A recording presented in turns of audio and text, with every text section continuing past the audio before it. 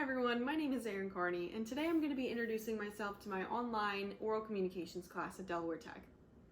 Now, it was definitely not an easy task when I had to sit down and think of 3 interesting things about myself, because I feel like I really don't have any crazy stories to share. But then it hit me that most of the interesting things about myself kind of come from the very mundane things like how I'm married and I work in college athletics and I've lived in Delaware almost my entire life. And then I realized that some of those things are not necessarily true, but they also come from things. Like, for example, the time I lived in Germany during the pandemic. That's a good one to use in 2 Truths and a Lie, by the way. Along with that, getting to experience and visit 11 new countries that I probably wouldn't have gotten to see otherwise.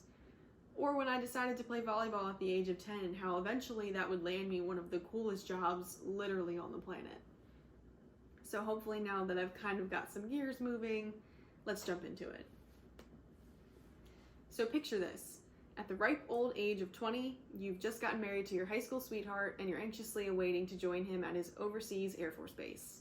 It's December 2019, life is good, and your Pinterest board is full of travel blogs. You hop on a flight to Dublin first and then to Frankfurt, and you're finally reunited with your best friend after being apart for so long. A few weeks go by, you're settled into your first apartment together, you're planning trips to go on, and you're trying to learn a couple German words for good measure. Spoiler alert, I never did learn German, but that's besides the point. All of a sudden, Twitter one day is just flooded with news about this new coronavirus, and the rest is history after that. The weeks to come would be full of masks, lockdowns, travel restrictions, and 6 feet apart signs. And being in a country that you're not familiar with during this time was definitely a really scary thing. But through those challenges, we learned how to adapt and make the most of our time there for the next 3.5 years or so. And of course, eat lots of schnitzel and see a lot of medieval castles in the meantime. So the good news is we did still get to travel during this time. And while you can still spot a mask or two in some of my Instagram posts, the history, the culture, and the food that we got to experience was worth every single obstacle that we faced traveling during the pandemic. Safely, of course. So when I was on my way over to Germany, I got to go through obviously countries number 1 and number 2, which number 2 was Ireland, and country number 3 that we got to visit was Austria in 2020. Country number 4 was the Netherlands when we got to visit Amsterdam, and my favorite part of that trip was getting to go to the Van Gogh Museum. Country number 5 was when we visited Paris, France on an anniversary trip, and we ate way too many croissants for my own good.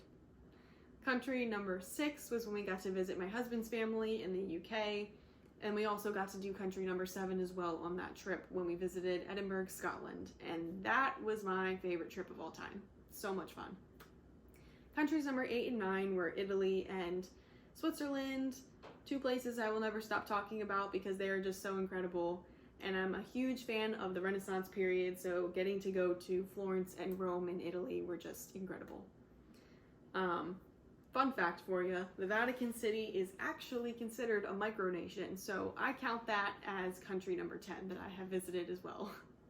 And finally, a few weeks before we decided to move home stateside, we got to visit country number 11, which was Luxembourg. And while these trips were definitely great, and I really wish that I could have gone on more, I'm so thankful for the experience to get to travel like we did, and I really hope to go back to Europe in a couple years if I can. Moving back home has definitely been a big shift for us, and I think it's going pretty well, so we'll get into that as well.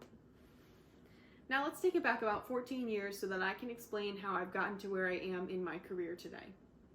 I stopped going to dance classes for the first time in 6 years or so. You'd think I'd pick something similar like gymnastics or cheerleading, but nope, I went with volleyball instead. My love for the game ended up progressing into different summer camps, leagues, middle and high school programs, and then eventually getting to play in college. As my time as a player came to an end, I realized that I wanted to still be involved with volleyball in some capacity, but I didn't really know how. Eventually, a coaching opportunity came up, and that was a complete no-brainer for me. I was hooked from that moment on. So as I've continued my coaching career, I've been able to be a part of 4 other teams, including our very own women's volleyball team here at Delaware Tech, and I'm so super fortunate to be a part of that. I think the saying by Mark Twain goes something like, find a job you love and you'll never get to work a day in your life. And I truly feel that that's something I can resonate with, and I'm very fortunate. So that kind of mostly sums up who I am, and I hope that sharing my experiences living abroad, traveling, and pursuing my passion for volleyball really allowed you to get to know me better, even if it is virtually. Even through life's unforeseen challenges like COVID-19, we can still make meaningful connections with people and chase our dreams. So thank you for letting me introduce myself today, and I look forward to meeting you all and building relationships throughout the semester together. Thank you.